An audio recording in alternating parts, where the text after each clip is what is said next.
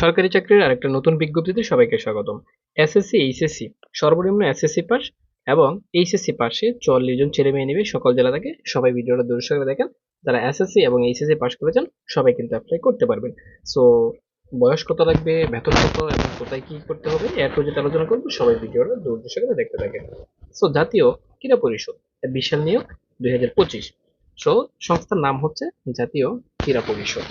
সংস্থার ধরন হচ্ছে সরকারি, চাকরির ধরন কি সরকারি চাকরি। সো এখানে চাকরির সময়সীমা হচ্ছে স্থায়ী সরকারি চাকরি অর্থাৎ পার্মানেন্টলি জব। সো এখানে ক্যাটাগরি রয়েছে 9টা ক্যাটাগরিতে টোটাল ছেলে মেয়ে নেবে 44 জন। শিক্ষাগত যোগ্যতা কত লাগবে?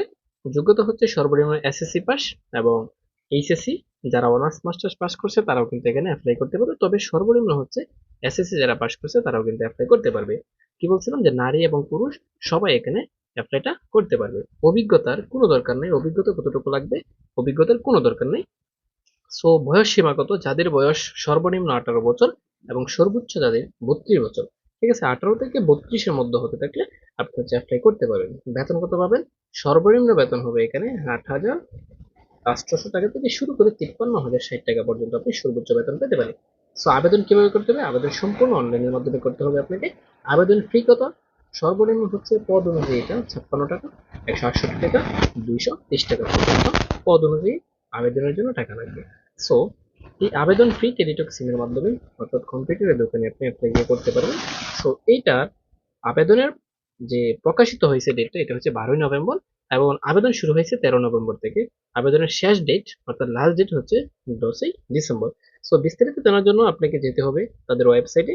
এখন অনেকেরই প্রশ্ন আমাকে মেসেজ দেন, স্যার এই চাকরিগুলো আমি কিভাবে পেতে পারি, আপনি কি চাকরি দেন?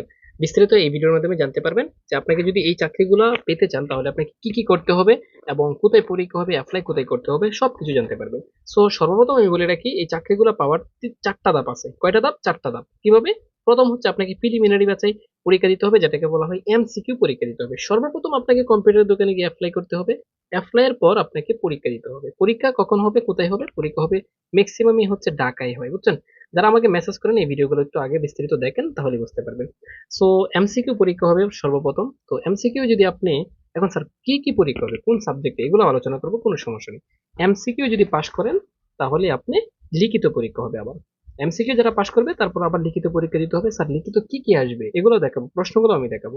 লিখিতর পর আপনাকে যদি লিখিততে পাশ করতে পারেন তারপর আপনাকে মৌখিক পরীক্ষা যেটাকে বলা হয় ভাইবা দিতে হবে, ভাইবা। ঠিক আছে, ভাইবাতে যদি আপনি পাশ করেন তারপর মেডিকেল টেস্ট, তারপর আপনার চূড়ান্ত চাকরি হয়ে গেছে। কথা কি বুঝতে পারছেন?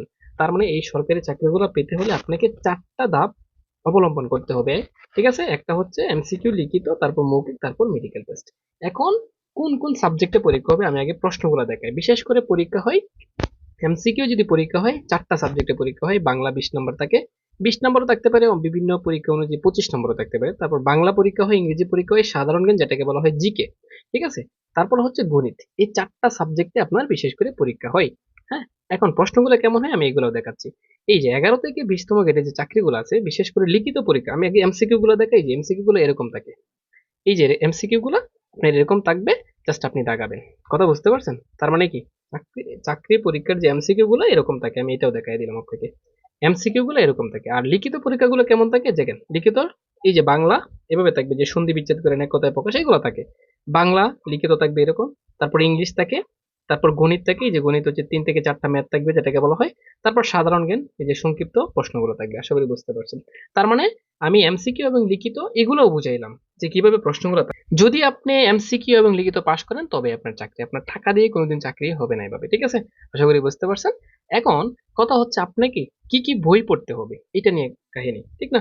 এখন অনেকে আছে এসএসসি পাস করেছেন, অনেকেই এইচএসসি পাস করছেন, এখন জব জব প্রিপারেশন নেবেন, আপনাকে কি কি পড়তে হবে এই সম্পর্কে আমার একটা লাইফ টাইম কোর্স আছে। মানে আপনি কিভাবে পড়লে আপনি অল্প বয়সে চাকরি পাবেন, আমার মতো 25 বছর বয়সে আপনি চাকরি পাবেন।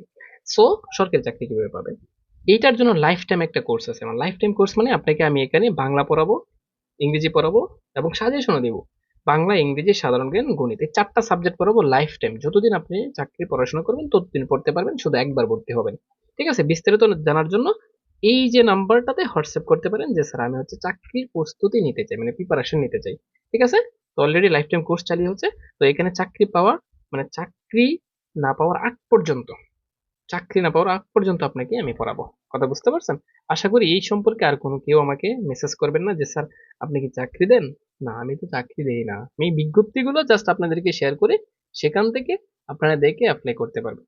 ঠিক আছে?